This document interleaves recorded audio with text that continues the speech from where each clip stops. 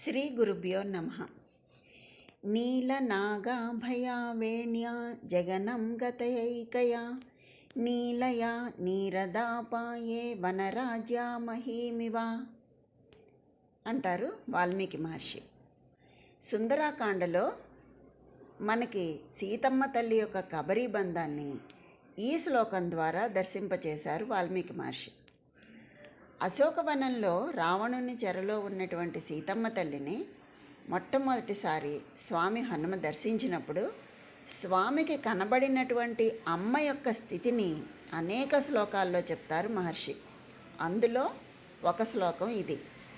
అమ్మ యొక్క కబరీబంధం గురించినటువంటి అమృతమయమైనటువంటి శ్లోకం. వర్షాకాలం ఆఖరణ దట్టంగా గుబురుగా పెరిగిన వృక్ష సంపదలాగా దట్టమైన నల్లని పొడవైన నాగుపాము వలె జగనము వరకు వ్యాపించి ఉన్న ఒంటి జడతో అంటే కబరీబంధంతో ఉన్నటువంటి అమ్మని పైన సింసుపా వృక్షం మీద కూర్చుని ఉన్న హనుమ చూశారు. అమ్మవారి నల్లని కబరీబంధమును దర్శిస్తే మన అజ్ఞానం పోతుంది అని గురువుల వాక్కు. ఆదిశంకర్లు కూడా సౌందర్యలహరిలో ధునోతుద్వాంతం అనే అద్భుత శ్లోకంలో చెప్పారు. అలాగే ఇక్కడ వాల్మీకి మహర్షి కూడా మన చేత సీతమ్మ తల్లి కబరీబంధం దర్శనం చేయిస్తున్నారు. ముందు వ్యాఖ్యాన రూపకముగా వాచికముగా మనస్సుతో దర్శించి అమ్మని శరణు వేడి ధ్యానంలో దర్శించాలి. అలా దర్శిస్తే ఎందుకు అజ్ఞానం తొలగిపోతుంది, ఎలా తొలగిపోతుంది అనేది చెప్పారు. ఎలా అంటే అజ్ఞానానికి ప్రతీక అయిన దట్టమైన నల్లని కబరీబంధాన్ని చూసి అమ్మకి నమస్కరిస్తే విద్యా స్వరూపిణి అయినటువంటి మా అమ్మయే జ్ఞానము అజ్ఞానము రెండు అమ్మ చేతిలోని పార్శ్వములే.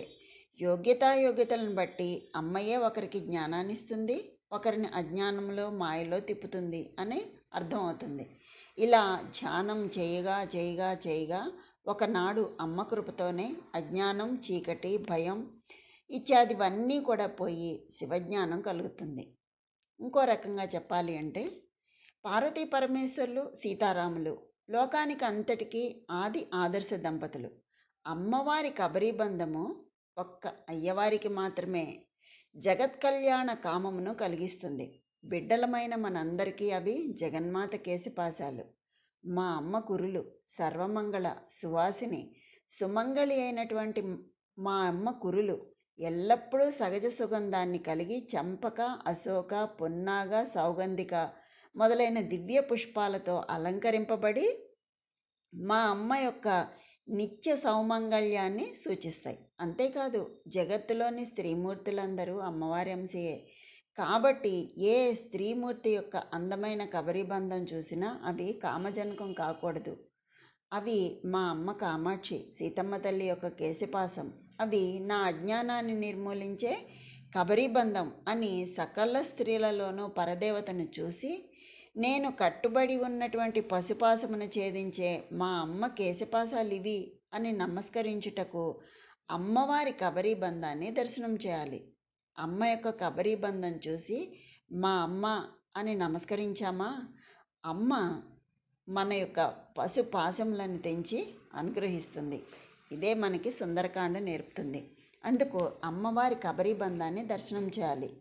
ఒకే చెట్టు కింద కూర్చున్నటువంటి తల్లి పైన కూర్చున్న హరివీరుడికి అమ్మలాగా అమ్మ శరీరంలోని ప్రతి అణువులోనూ రాముణ్ణి చూశాడు. కాబట్టే చిరంజీవి అయ్యాడు, భవిష్యత్ బ్రహ్మ అయ్యాడు హనుమ. అదే తల్లిని మరొకడికి రాముడి కన్నా వేరుగా భోగవస్తువుగా కనబడింది. వాడి 10 తలలు తెగి పడిపోయాయి. మా అమ్మ సుగంధ కుంతలాంబ. సీతమ్మ తల్లి యొక్క నల్లని కేశపాసంలో నాకు ధ్యానంలో దర్శనమగు కాక సంసారముపై నాకున్న మోహాంధకారము అమ్మ కృపతో తొలగిపోవుగాక. ఏ తల్లిని చూసినా ననుగన్న తల్లి సీతమ్మ తల్లియే అని దర్శనమగుగాక అని చెప్పి ఆ తల్లిని ధ్యానం చేయాలి అని మహర్షి చెప్పారు. అయితే ఆడవారి కేశాలు అసలు ఆ కేశాల గురించి ఎందుకు ఇలా చెప్తున్నారు అంటే దాని గురించి ఎన్నో వివరాలు ఉన్నాయండి. ఆడవారికి కేశాలు ఎంతో అందాన్ని ఇస్తాయి. ప్రపంచంలో ఎక్కడా లేని విధంగా మన దేశంలో స్త్రీలు జడ వేసుకుని చక్కగా పూలు పెట్టుకుంటారు. భారతీయ సాంప్రదాయంలో ముఖ్యంగా హిందూ ధర్మంలో ఆడవాళ్ళు జడ వేసుకోవడం తప్పనిసరి. చిన్నతనంలో ఆడపిల్లలు పొడుగాటి జడ ఉంటే చాలు తెగ మోజు పడిపోయేవారు. పొడుగు జడ ఉన్న వాళ్ళని చూసి మురిసిపోతారు. తమకు కూడా అంత పెద్ద జడ ఉంటే బాగుండును అని కోరుకుంటారు. జడ అందం అలాంటిది మరి. చిన్న వయసులో పొడవు జుట్టు ఉండదు కాబట్టి తల్లి కూతురికి చక్కగా దువ్వి క్రాఫ్లాగా దువ్వి వదిలేస్తుంది. జుట్టు కొంచెం ఎదిగితే చిన్న చిన్న పిలకలేసి ముచ్చట పడుతుంది. ఆ దశలోనే ఆడపిల్లలు పొడుగాటి జడ మీద మమకారం పెంచుకుంటారు. పెద్దవాళ్ళు ఇంట్లో లేనప్పుడు అమ్మ చూస్తే కోపడుతుందని తెలుసు. అయినా సరే సవరమో నల్ల రిబ్బనో పెట్టుకుని వాటితో తమకు తోచినట్లుగా ఓ పెద్ద జడ అల్లుకుని తెగ సంబరపడిపోతూ ఉంటారు. ఇది అందరికీ తెలుసున్న విషయమే. ప్రతి ఇంట్లో ఇది జరుగుతున్న విషయమే. జుట్టు మెడ కిందకు జారిన తర్వాత తల్లి జడ వేయడం మొదలుపెడుతుంది. అప్పుడు ఆడపిల్లకు జడ ఎలా అల్లాలి అనే ధర్మ సందేహం కలుగుతుంది. ఇందులో చాలా మర్మాలు ఉన్నాయండి ఈ జడలో. ఆ ధర్మ సందేహం ఎలా తీరుతుందో చెప్తున్నారు. అమ్మ రోజు ఎలా అల్లుతుందో గమనిస్తుంది. అల్లడం తేలికని భావించి తాను అల్లడానికి మొదలు పెడుతుంది. జడలో 2 పాయలేగా కనిపించేవి అనుకుని జుట్టును 2 భాగాలు చేసి అల్లడం ప్రారంభిస్తుంది. అక్కడే పప్పులో కాలేస్తుంది ఆ పిల్ల కూడాను. జడలో అటొకటి ఇటొకటి 2 పాయలే కనిపించినా నిజానికి జుట్టును 3 భాగాలుగా చేస్తే కానీ జడ అల్లడం సాధ్యం కాదని ఆ పసి మనసుకి తెలీదు. ఇదంతా తెలిసేసరికి పిల్లలు ఎదిగిపోతారు. జుట్టును చిక్కు లేకుండా దువ్వి 3 సమభాగాలు చేసి అందంగా జడ అల్లడం కష్టమే సుమా అని అప్పుడు తెలుసుకుంటారు. దక్షిణ భారతదేశంలో జడ యొక్క ప్రాముఖ్యతను ఎంతో గొప్పగా చెప్తారు. అందులోనూ ఆంధ్రప్రదేశ్, తమిళనాడులో దీనికి విశిష్ట స్థానం ఉంది. దేనికండి? జడకి. ఆడపిల్ల అందాన్ని ఇనుమడింపచేసే అంశాలలో జడ ఒకటి అనడంలో ఎంత మాత్రం సందేహం లేదు. అందుకేనేమో ఎందరో కవులు జడ సొగసు మీద ఎన్నో కవితలు రాశారు. శాస్త్రీయ నృత్యాలైనటువంటి కూచిపూడి, భరతనాట్యం జోలికి వెళ్ళాలి అంటే ఆడపిల్లకు జడ చాలా అవసరం. అది లేకపోతే ఆహార్యంలో లోపాలు కొట్టొచ్చినట్లు కనబడతాయి. సత్యభామ టీవీకి అసలు కారణం ఆ జడే. పొడిగాటి జడ వయ్యారంగా తిప్పుతూ మీరజాలగలడా నయానతి అని సత్యభామ నర్తిస్తూ ఉంటే జనం కళ్ళప్పగించి చూడాల్సిందే. 6 అణాల ఆంధ్ర అమ్మాయి అంటే జడ ఉండి తీరాల్సిందే. పెళ్లి కూతురు అనగానే మన మదిలో మెదిలేది బారెడు పూల జడే. జడకు అంత ప్రాముఖ్యత ఉండబట్టే ఆడపిల్లని కుదురుగా కూర్చోబెట్టి అమ్మో అమ్మమ్మో నాయనమ్మో చక్కగా జాగ్రత్తగా చిక్కు తీసి నూనె రాసి జుట్టు దువ్వేవాళ్ళు. బిగించి మరీ జడేసేవాళ్ళు. జుట్టు చివర్లో చిట్లితే పెరగవేమో అని రిబ్బన్ వేసి మరీ అల్లేవాళ్ళు. కాసేపు జుట్టు వదిలేసినా దెయ్యంలా ఏంటా జుట్టు విరమోసుకుని తిరగడం అని పెద్దవాళ్ళు మందలించిన సందర్భాలు లేకపోలేదు. జుట్టును జడ రూపంలో మలిస్తే ఒక్క వెంట్రుక కూడా రేగే అవకాశం ఉండదు కదా. తలకట్టు చాలా శుభ్రంగా కనిపిస్తుంది. జుట్టు రేగితే కాకిగూడనో చింపిరి జుట్టనో సాటి వాళ్ళు ఏడిపించడం పరమసాధారణం. ఇదంతా ఒకప్పటి సంగతి అండి. ఇప్పుడంటే ఫ్యాషన్ పేరిట జుట్టు వదిలేయడం ఎక్కువైంది. కానీ ఒకప్పుడు అందరూ మహిళలు వయసుతో సంబంధం లేకుండా జడ వేసుకునేవాళ్ళు. అంటే ఆ జడలో కూడా ఎన్ని రకాలు ఉన్నాయో చెప్తున్నారు. అన్ని రకాలుగా వేసుకోవడం వెనుక ఉన్నటువంటి ఆంతర్యం కూడా చెప్తున్నారు. అవేంటో చూద్దాం రండి. ఈ జడ కూడా 3 రకాలుగా వేసుకుంటారు. 2 జడలు వేసుకోవడం అంటే 2 జడలు వేసుకుంటే కనుక చిన్నపిల్లలప్పుడు 2 జడలు వేసేవాళ్ళు కదా ఆడపిల్లలకి. అంటే అర్థం ఏంటి? 2 జడలు వేసుకుంటే ఆ పిల్ల ఇంకా చిన్నపిల్ల అని, పెళ్ళి కాలేదని అర్థం. అంటే ఆ అమ్మాయిలో జీవ ఈశ్వర అంటే జీవుడు ఈశ్వరుడు సంబంధం విడివిడిగా ఉంది అని అర్థం అన్నమాట. అందుకే 2 జడలు వేసుకోవడం వెనుక ఉన్నటువంటి అర్థం అది. ఒక జడ వేసుకుంటారు కొంచెం పెరిగి పెద్ద అయ్యాక. అంటే అర్థం ఏంటి? పెళ్ళి అయిన ఆడపిల్లలు మొత్తం జుట్టునంతా అంటే 2 జడలుగా విడదీసిన జుట్టునంతా చక్కగా కలిపేసి ఒకటే జడగా వేసుకునేవాళ్ళు. అంటే అర్థం ఏంటండి?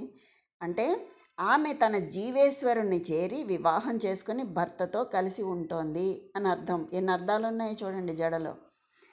తర్వాత ఇంకొంచెం పెద్ద అయిన తర్వాత ఆమె ముడి పెట్టుకుంటుంది. ముడి పెట్టుకోవడం అంటే అర్థం ఏంటి? జుట్టుని ముడి వేసుకుని కొప్పులా పెట్టుకుంటుంది. అంటే ఆమెకు సంతానం కూడా ఉంది అని అర్థం.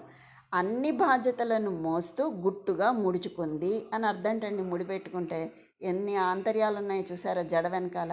అయితే ఒక జడ వేసుకున్నా, 2 జడలు వేసుకున్నా, చివరికి కొప్పు పెట్టుకున్నా కూడా జుట్టుని 3 పాయలుగా విడదీసి త్రివేణి సంగమంలాగా కలుపుతూ అల్లేవారు.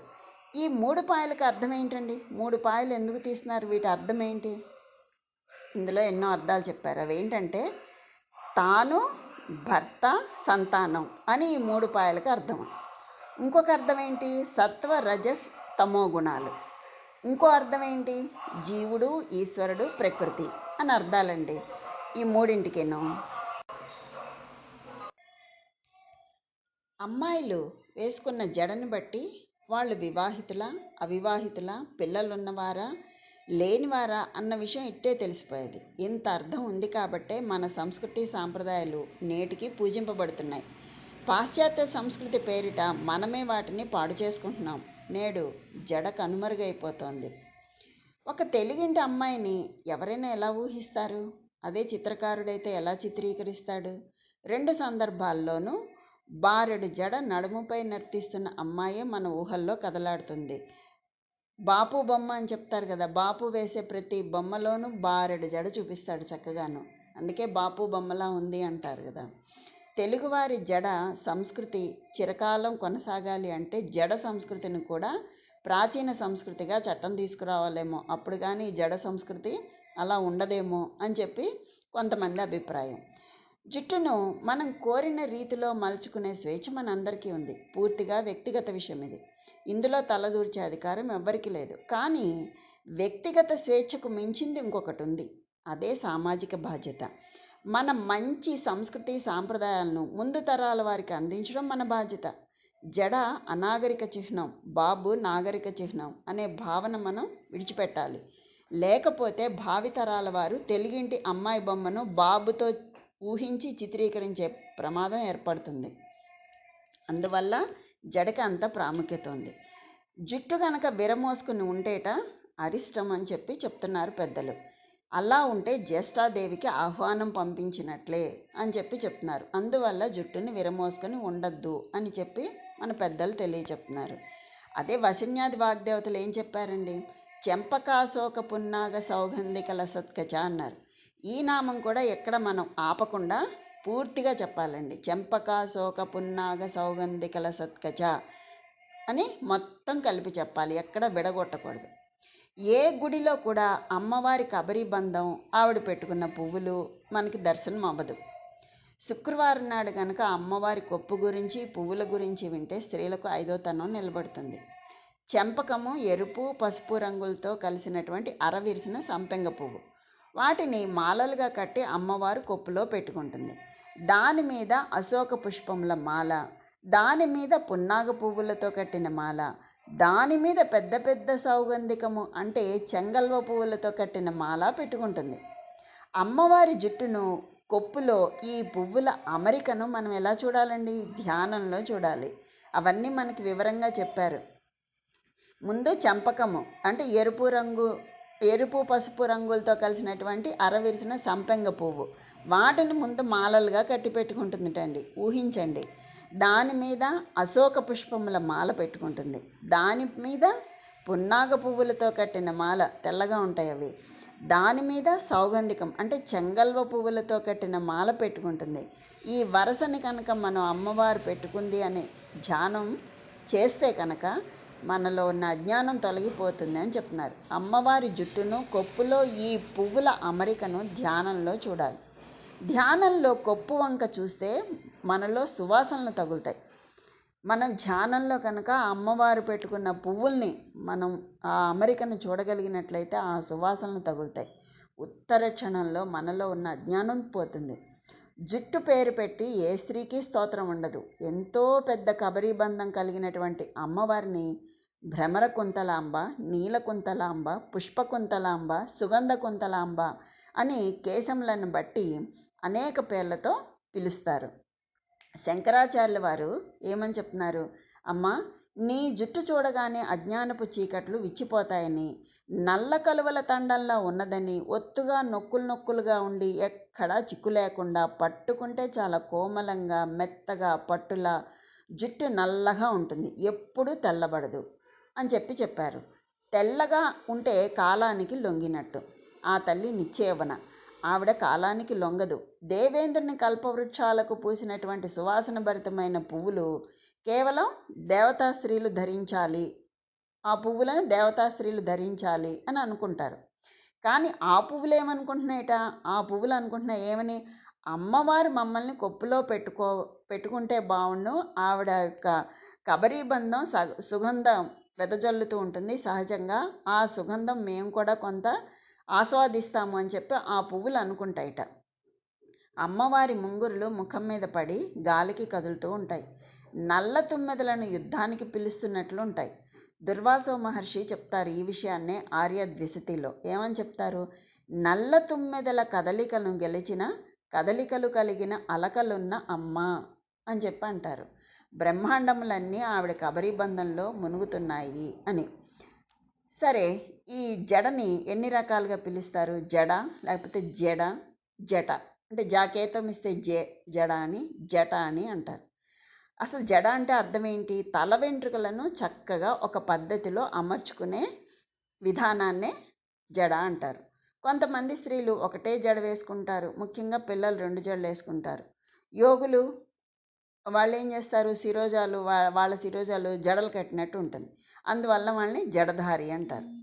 సరే, ఇంత అందమైన జడకి, ఇంత చక్కగా చెప్పుకున్న జడకి ఆభరణాలు ఏంటండి, ఆ ఆభరణాలు పెడితే ఎలా ఉంటుంది చూద్దాం. జడకు ప్రత్యేకంగా చేసుకునే అలంకరణలు ముఖ్యమైనవి ఆభరణాలు. వీటిలో జడపాళి ఒకటి. జడపాళి అంటే నాగరం అంటారు. జడగంటలు, చామంతి పువ్వు, పాపిట బిళ్ళ, చెంపస్వరాలు ఇవన్నీ ముఖ్యమైనవి. వీటిలో జడ మొత్తం అంతా పైనుండి కింద వరకు చాలా అందంగా కనిపిస్తుంది ఇవన్నీ పెట్టుకుంటే. వీటికి కెంపులు, పచ్చలు, వజ్రాలు పొదిగేవాళ్ళు. తల వెనుక భాగంలో, జడ పై భాగంలో చక్కగా చామంతి పువ్వు, అలాగే తమలపాకులు సూర్యచంద్రులా అమరితే పాపిడి బిళ్ళ ముందు నుండి వెనక వరకు అంటే పాపిటంతా కప్పుతుంది. ముందున మధ్యలో ఉన్నటువంటి చిన్న చిన్న బిళ్ళలు ఉంటాయి. సరే, బాగుంది. ఇంకా జడ చివరిలో 1 లేదా 3 గంటలు వంటి జడ గంటలు తప్పనిసరిగా జోడించాల్సిందే. మరి అలా ఉంటే, అలా ఉన్నటువంటి ఆ జడని చూసినటువంటి ఆ అందం వర్ణించలేము కదా, చూసిన కొద్దీ చూడాలనిపిస్తుంది. ఏది ఒకసారి వెనక్కి తిరుగు అని చెప్పి చూస్తాం కదా, ఏ పూల జడ వేసినా ఏమేసినా కూడా అంత అందమైంది జడ. ఇకపోతే ఇంకొక ముఖ్య విషయం చెప్తున్నారు. ఏంటంటే మన పెద్దలు చెప్తున్నటువంటి విషయం, గుడికి మాత్రం ఎట్టి పరిస్థితుల్లోనూ జుట్టు విరమోసుకొని వెళ్ళకూడదు, అలా వెడితే అనుగ్రహం పొందలేరు, ఇది నిజం అని చెప్పి తెలియచేస్తున్నారు పెద్దలు. ఇంత అర్థం ఉంది కాబట్టే మన సంస్కృతి సాంప్రదాయాలు ఆధునికత పేరుతో మనం ఎంత మారినా నేటికి ప్రపంచ దేశాలను ఆకర్షించబడుతున్నాయి. అయితే మన సంస్కృతిని మనమే ఆధునికత పేరుతో దూరం చేసుకుంటున్నాం. సరే, ఈ జుట్టు పొడవు జుట్టు, పొట్టి జుట్టు ఇలా రకరకాలుగా ఉంటుంది కదండి. దాని అర్థం ఏమిటి, పొడవు జుట్టు ఉన్నవాళ్ళు ఫెర్టిలిటీకి సంకేతం అంటున్నారు. అంతేకాదు, వాలు జడల సుందరీమణులు లాయల్గా, అత్యంత నమ్మకస్తులుగా ఒక సంబంధాన్ని బలపరుచుకోవడానికి కృషి చేస్తారు అని పురాతన సిద్ధాంతాల్లో వివరించడం జరిగింది. పొట్టి జుట్టు ఉన్న స్త్రీలతో పోల్చినప్పుడు పొడవు జుట్టు ఉన్న వాళ్ళు చాలా అందంగా, రమణీయంగా ఉంటారని భావిస్తారు. అదేవిధంగా పొడవు జుట్టున్న అమ్మాయి చాలా ఆరోగ్యంగా ఉంటారని కూడా కొన్ని పరిశోధనల ద్వారా తెలిసింది. ఇలా చెప్పుకుంటూ వెళ్తే చాలా ఉన్నాయండి. మరి శంకరాచార్యుల వారు ఏం చెప్పారో మనం అది చెప్పుకుందాం. 43వ శ్లోకంలో చెప్పారండి, ధునోతుధ్వాంతం నస్తులిత దళితేందీవరవనం ఘన స్నిగ్ధ శ్లేక్ష్ణం చికుర నికురుంబం తవ శివే యదీయం సౌరభ్యం సహజముపలబ్ధుం సుమనసో వసంత్యస్మిన్మన్యే బలమదన వాటీ విటపినాం అన్నారు. అంటే, ఓ హిమగిరి తనయ తల్లి పార్వతీదేవి, అప్పుడే వికసిస్తున్నటువంటి నల్ల కలువల సమూహంతో సాటి అయినది, మేఘమోలే దట్టమైనది, నునుపైనది, సుగంధ తైలములతో కూడిన విధంగా మెత్తనైనది అయినటువంటి నీ శిరోజముల సమూహము అంటే కేశపాశము మాలోని చీకటి అనే అజ్ఞానాంధకారాన్ని పోగొట్టుగాక అని చెప్పి చెప్తున్నారు ఈ శ్లోకంలో. నీ కేశములకు సహజంగానే ఉన్న సుగంధాన్ని తాము పొందడానికేమో అని బలుడు అనే రాక్షసుని చంపిన ఇంద్రుని యొక్క నందన ఉద్యానవనంలో ఉన్న కల్పవృక్షపు పుష్పాలు నీ కేశ సమూహాన్ని చేరి అక్కడ ఉంటున్నాయని నేను భావిస్తున్నాను అని అంటున్నారు. ఇంకా ఏమంటున్నారు? సాధారణంగా కేశములకు సహజ సౌరభం ఉండదు, కానీ దేవీ కేశపాశములకు సహజ పరిమళం ఉంటుంది. అది కల్పవృక్ష పుష్పాల కంటే కూడా అధికంగా ఉంటుంది. అందుచేత అవి ఆ కేశ సౌరభాన్ని పొందగోరి దేవి కేశపాశాల్లో ఉండాలి అని కోరుకుంటాయి. దేవి తన కేశాలలో కల్ప ప్రసూనమును ఉంచుకొనటాన్ని శ్రీ శంకరులు ఈ విధంగా వర్ణించి చెప్పారు. మనం స్త్రీ స్వరూపంగా దేవతారాధన చేసినప్పుడు కేశాది పర్యంతం చేయాలి. అంటే కేశముల నుంచి పాదముల వరకు మనం ధ్యానం చేయాలి. స్త్రీ స్వరూపంగా అమ్మవారిని పూజిస్తున్నప్పుడు అమ్మవారి తలను ముందు దర్శించి తర్వాత పాదముల వరకు చేయాలి. ఇది ఉపాసనా విధానం. ఇది చాలా అద్భుతమైనటువంటి శ్లోకం. శంకరులు చెప్పినటువంటి ఈ శ్లోక అర్థాన్ని మానసికంగా మననం చేస్తే తెలియకుండానే అజ్ఞానపు చీకట్లు విచ్చిపోతాయి. ఎలా చేయాలో చెప్తున్నారు. ధునోతు ధ్వాంతం న స్థులిత దళితేంది వరవనం.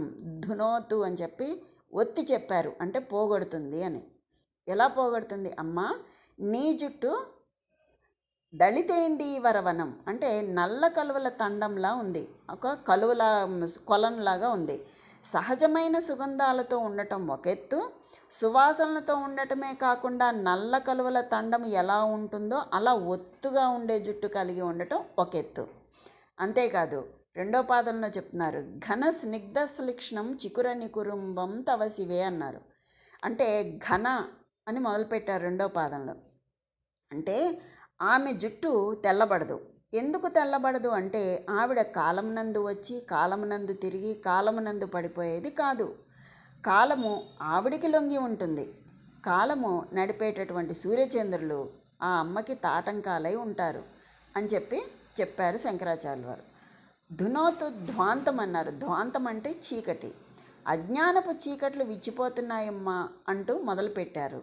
మిగిలిన విషయాలు మనకి చెప్పలేదు. అంటే విశ్వాసం ఉన్నవాడే అలా చెప్తాడు. అంటే ఏంటి? ఖచ్చితంగా అజ్ఞానపు చీకట్లు విచ్చిపోతున్నాయి. ధునోతు పోతున్నాయి, ధ్వాంతం చీకటి. అజ్ఞానం అనే చీకటి తొలగిపోతోంది అని విశ్వాసంతో తెలియచెప్తున్నారు శంకర్లు. ఇంకా ఏమన్నారు శంకర్లు? తవశివే అన్నారు. చికుర నికురుంబం తవ శివే. శివే అంటే తల్లి మంగళప్రదురాల, శుభప్రదురాల. ఎవరిని చూసినంత మాత్రం చేత మంగళము కలుగుతుందో నీ కేశపాసము జన్మ రాహిత్యానికి కారణం అవుతుంది అని చెప్తున్నారు. ఇంకా కృష్ణ పరమాత్మను ఘనశ్యామం అంటున్నట్లుగానే ఘన అంటే మేఘం అన్నమాట. ఘన స్నిగ్ధ శ్లిక్షణం అన్నారు కదా. అంటే నల్లని నీటితో ఉన్నటువంటి మేఘంలో ఒక విధమైనటువంటి కాంతి మెరుపు ఉంటుంది. అలాగే అమ్మవారి జుట్టు నల్లగా ఒత్తుగా ఉంటుంది. స్నిగ్ధ అంటే చల్లుకుని పోయి ఉండటం కాకుండా కేశములు అంటుకుని ఉండటం, అంటే సంస్కరింపబడి చక్కగా దగ్గరగా దువ్వబడి ఉంటాయి. స్త్రీ కేశపాసము చల్లుకుని చివర కనుక ముడి లేకుండా ఉంటే ఉగ్రభూతంలో ఆవహిస్తాయి. అది పరమ అమంగళకరము అని గుర్తు అన్నమాట. అందుకని ఎప్పుడు చివర ముడి లేకుండా జుట్టుని చిమ్ముకొని అలా విరబోసుకొని ఉండకూడదు అని తెలియచేస్తున్నారు. పెళ్లిలో చూడండి, తలంబరాలు పోసుకునేటప్పుడు ఒక మంత్రం ఉంటుంది. అందులో పురుషుడు నువ్వు ఎప్పుడు కూడా జుట్టు విరమోసుకొని నాకు కనబడకుండా ఉండదవుగాక అని అడుగుతాడు. మొదలు 3 మంత్రాలు చెప్పి 3 సార్లు పురోహితుడు పోయిస్తాడు. తర్వాత వాళ్ళే పోసుకుంటారు కదా. ఆ మంత్రాల్లో ఒక మంత్రం అది. ఆ మంత్రాలు మరి ఎప్పుడైనా మళ్ళీ చెప్పుకుందాం. శ్లిక్షణం అంటే అర్థం ఏంటి? తిత్తులు అంటే చిక్కు లేకుండా ఉండటాన్ని శ్లిక్షణం అంటారు. పరమశివునకు మంగళము కనుక తల్లి జుట్టు విషయంలో ఎంతో జాగ్రత్తగా ఉంటుంది. ఎప్పుడూ కూడా అటండి జుట్టు చిక్కులతో ఉండకూడదటండి. చక్కగా శుభ్రంగా చక్కగా దువ్వుకొని చిక్కులు లేకుండా ఉండాలట. అలా తల చిక్కుంటే జీవితంలో కూడా చిక్కులు వస్తాయి అని ఇంకొక వ్యాఖ్యానం చెప్తారు. చికుర నికురుంబం తవ శివే. చికురములు అంటే వెంట్రుకలు. అవి ఎలా ఉన్నాయి అనగా జుట్టు వంక చూసినప్పుడు నల్ల కలువల తండాన్ని చూసినప్పుడు ఎంత అందంగా ఉంటుందో అమ్మవారి జుట్టు అంత అందంగా ఉంది అంటున్నారు. అంటే ఇప్పుడు నల్ల కలువ ఎలా ఉంటుందట, నల్ల కలువ కింద కనుక ఆ రేకుల యొక్క మొదటి భాగంలో ఆ కలువ పువ్వుని తీసుకుని ఆ రేకుల మొదటి భాగంలో కనుక చూసినట్లయితే నీటి బిందువులు ఉంటాయి.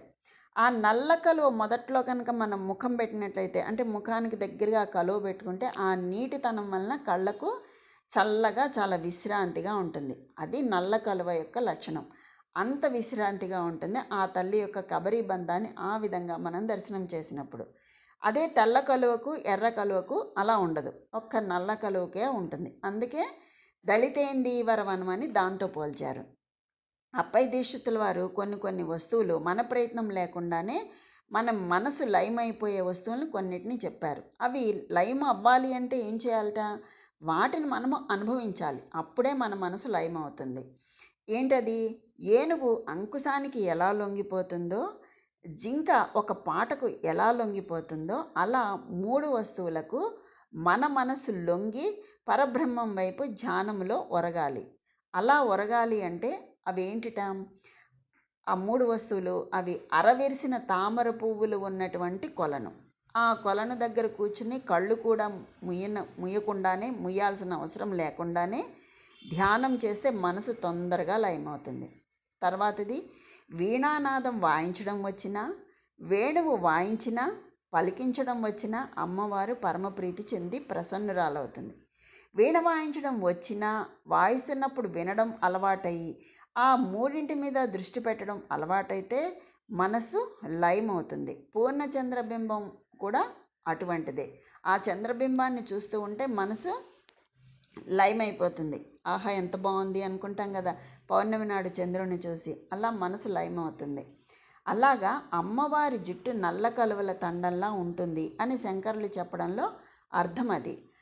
ధ్యానం చేయడం నేర్చుకుంటే మనసు అందులో లయమవుతుంది.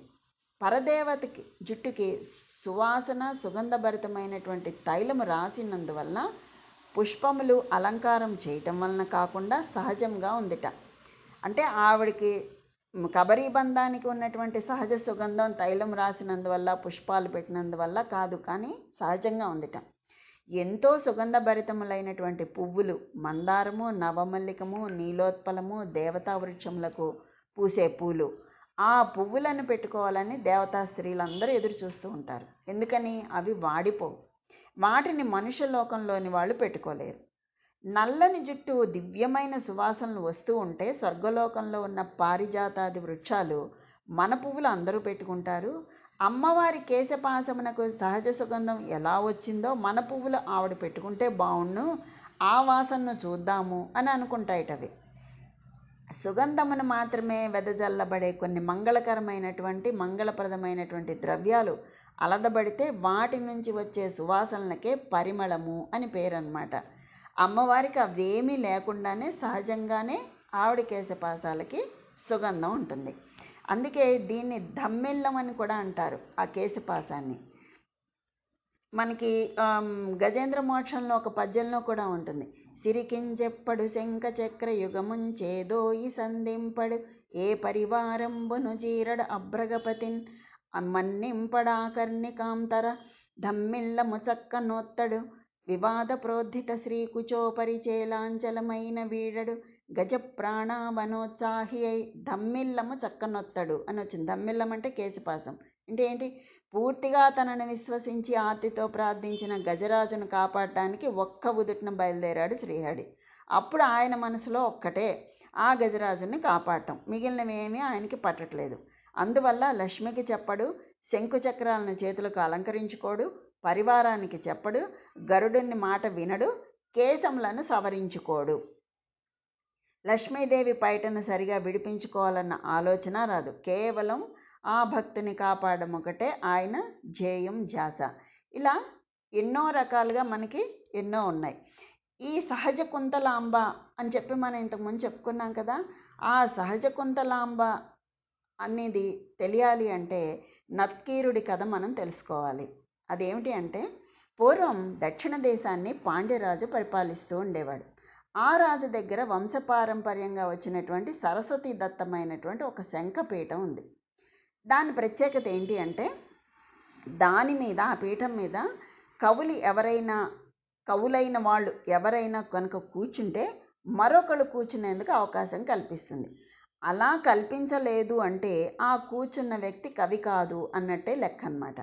అటువంటి శంఖపీఠంపై కూర్చున్న అతని ఆస్థాన కవులలో అగ్రగణ్యుడు నత్కీరుడు. అంటే పాండ్యరాజు యొక్క ఆస్థానంలో ఉన్న కవుల్లో అగ్రగణ్యుడు నత్కీరుడు.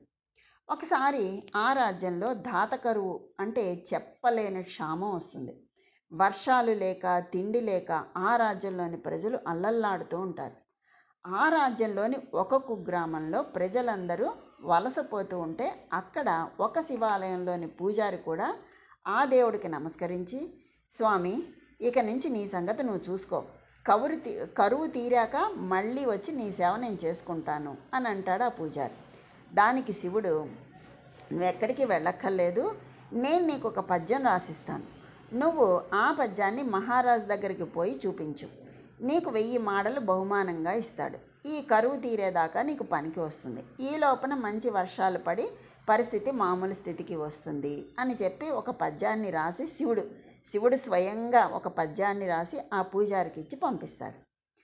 రాజసభలోకి వచ్చి ఈ పూజారి ఆ పద్యం వినిపిస్తాడు. వినిపించగానే అక్కడ అగ్రగణ్యుడు నత్కీరుడు ఉన్నాడు కదా, ఆ నత్కీరుడు ఫక్కున నవ్వుతూ ఆ పద్యంలో సింధురాజకన్య కేశములు సహజ గంధము కలిగి ఉన్నాయి అన్న మాటకు ఆక్షేపణ చెబుతూ, ఇది తప్పు, నువ్వు ఇలా చెప్పకూడదు, అది కవిత్వ సాంప్రదాయాలకి అనుగుణంగా లేదు, ఇలా రాయొచ్చా అని చెప్పి అడుగుతాడు. అలా అనగానే ఆ పూజారి చిన్నబుచ్చుకుని, మహానుభావులారా, ఈ పద్యం నేను రాసింది కాదు, ఈ మహారాజు మీద స్వయంగా ఆ పరమేశ్వరుడు రాసి ఇచ్చాడు, ఇందులోని తప్పొప్పులు నిర్ణయించగల శక్తి నాకు లేదు, నన్ను క్షమించండి అని వెనుతిరిగి వెళ్ళిపోతాడు. వెనక్కి తిరిగి వచ్చినటువంటి పూజారిని చూసి ఈశ్వరుడు, ఏమైంది, ఉట్టి చేతులతో వచ్చావు అని అడుగుతాడు. ఈశ్వరుడు రాసిన పద్యాన్ని తిరిగి ఆయనకు అప్పగిస్తూ ఈ పూజారి, స్వామి, నిన్ను నమ్ముకుని రాజసభకి వెడితే నిండు సభలో నా పరువు పోయింది, ఇంకా ఏమిటి చెప్పమంటావు, అయినా ప్రపంచంలో ఎవరికైనా తమ జ్ఞానాన్ని ప్రదర్శించడం వల్ల రాజగౌరవం దక్కుతుంది, కానీ పక్క వాళ్ళ జ్ఞానం వల్ల సన్మానం రాదు కదా. నత్కీరుడి వల్ల నేను పడ్డ దుఃఖము కరువుతో పడ్డ బాధ కంటే కూడా ఎక్కువైంది, అయినా నా అదృష్టం ఇలా ఉంటుండగా చివరికి నిన్ను నత్కీరుడిని నిందించి ఏం లాభం, భిక్షమెత్తుకునైనా ఎలాగో అలాగో ప్రాణం నిలబెట్టుకుని కరువు తీరాక వచ్చి నీ సేవ చేసుకుంటాను, నాకు సెలవు ఇప్పించండి అని వేడుకుని బయలుదేరబోతాడు పూజారి. దానికి శివుని మనసు కరిగి, ఏమిటి, నత్కీరుడు పద్యం తప్పుపట్టాడా, ఏది పద చూద్దాం ఆ తప్పేమిటో అని పూజారిని తీసుకుని రాజసభకు వెళ్ళి ఆ మహారాజు మీద నేను సాహిత్య సౌరభంగా పద్యం చెప్పి పంపిస్తే ఎవడో నత్కీరుడట అసూయతో ఏదో తప్పు పట్టాలి కదా అని తప్పు పట్టాట, ఏమిటా తప్పు, లక్షణమా, అలంకారమా, పదబంధమా, రసమా, ఎక్కడ తప్పుందో చెప్పమనండి అని నిలదీస్తాడు ఈశ్వరుడు. దానికి నత్కీరుడు మునుపటిలాగానే తప్పు ఎత్తి చూపిస్తూ, లోకంలో ఎక్కడైనా జుట్టుకి సహజమైన సువాసన ఉంటుందా, అలా ఉంటుంది అంటే ఎవరైనా నవ్వరా అని అంటాడు అని సమాధానం చెప్తాడు. దానికి ఈశ్వరుడు, ఈ మాత్రం తెలీదా అన్నట్టు, నీకు తెలియదేమో, జుట్టుకి సహజమైన సువాసన లేకపోవడం ఏమిటి, పార్వతీదేవి జుట్టుకి సహజమైన సువాసన ఉంది తెలుసా అని ఉదాహరణ చూపించి సమర్థిస్తాడు. అప్పుడు నత్కీరుడు, పార్వతీదేవికి ఉంటే ఉండొచ్చు, అంత మాత్రం చేత భూమి మీద స్త్రీలందరి జుట్టు సహజ సువాసన ఉంటుంది అని చెప్పకూడదు, కోపం తగ్గించుకో, దేవలోకంలో ఉన్న వస్తువులు భూమి మీద ప్రత్యక్ష ప్రమాణాలు కావు కదా అంటాడు. దానికి శివుడు అలిగి పెంకిగా, నేనెవరో తెలుసునా అన్నట్టు తన నుదుటి మీద కన్ను చూపిస్తూ ఒక హస్త విక్షేపం చేస్తాడు. అంటే అతను ఒక్కడికే కనబడేలాగా దర్శనమిస్తాడనమాట ఈశ్వరుడు. దానికి అంతకంటే పెంకిగా నత్కీరుడు, ఒక్క కన్నే కాదయ్యా, నీ తల చుట్టూ కళ్ళు ఉన్నప్పటికీ ఈ పద్యం తప్పు కాదు అని ఎవ్వడూ అండు, ఇక్కడ నీ మాయా ప్రతాపాలు చల్లవు అని అంటాడు. దానికి శివుడు రుద్రుడై, నువ్వు కుష్ఠరోగంతో బాధపడు పో అని శపిస్తాడు. దానికి ఒక్కసారిగా తన హద్దులు తెలుసుకున్నవాడై శివుడి పాదాల మీద పడి స్వామి, పొరపాటైంది.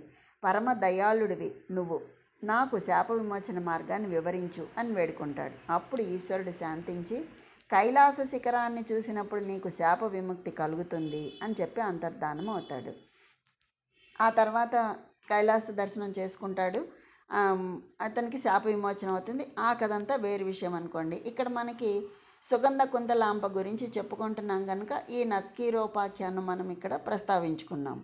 అంతటి గొప్ప అజ్ఞానాన్ని తొలగించి జ్ఞానాన్ని కలిగింపచేసేటటువంటి అమ్మవారి కబరీబంధము ఎలా దర్శించాలో మనకి శంకరాచార్యుల వారు చూపించారు. ఎక్కడికైనా మనం ఏ గుడికి వెళ్ళినా ఎక్కడికి వెళ్ళినా మనకి అమ్మవారి కబరీబంధం కనిపించదు. ఎందుకంటే అమ్మవారి ముందరి భాగమే చూస్తాం, మొహము, ఆవిడ మెడ, కాళ్ళు, చేతులు ఇవే చూస్తాం కదా. వెనకాల ఉన్నటువంటి జుట్టు ముడి వేసుకుందో, జడ వేసుకుందో, విరమోసుకుందో, ఆవిడ ఎలా ఉంచుకుందో మనకి కనిపించదు. కానీ మనం ఏం చేయాలి? ధ్యానంలో దర్శించాలి. ధ్యానంలో దర్శించాలి అంటే అది ఏంటి, ఆ వస్తువు ఏంటనేది మనకి తెలియాలి కదా. ఆ వస్తువు ఎలా ఉంటుందో అనేది మనకి శంకరాచార్యుల వారు ఈ సౌందర్యలహరిలో ఈ 43వ శ్లోకంలో కనుక చూపించారు మనకి. దాన్ని మనం ఆకళింప చేసుకుని అలా దర్శించగలిగితే మనలో ఉన్నటువంటి అజ్ఞానం తొలగిపోతుంది. అంతేకాదు ఈ పద్యాన్ని ప్రతి శుక్రవారం నాడు నిత్యపారాయణలో భాగంగా ఈ శ్లోకాన్ని నిత్యం పారాయణ చేసుకుంటూ, ముఖ్యంగా శుక్రవారాల నాడు చేసుకుంటే కనుక 5వ తనం నిలబడుతుంది అని చెప్పి శంకరాచార్యుల వారే మనకి ఫలశ్రుతిలో కూడా తెలియచేశారు. అటువంటి అజ్ఞానాన్ని తొలగింపచేసే ఆ అమ్మవారి కబరీబంధ దర్శనం చేసి అందరూ అజ్ఞానాన్ని పోగొట్టుకుని ఆ తల్లి యొక్క అనుగ్రహానికి పాత్రులు కాగలరు అని ఆశిస్తూ అమ్మవారి అనుగ్రహం అందరికీ కలగాలని కోరుకుంటూ స్వస్తి.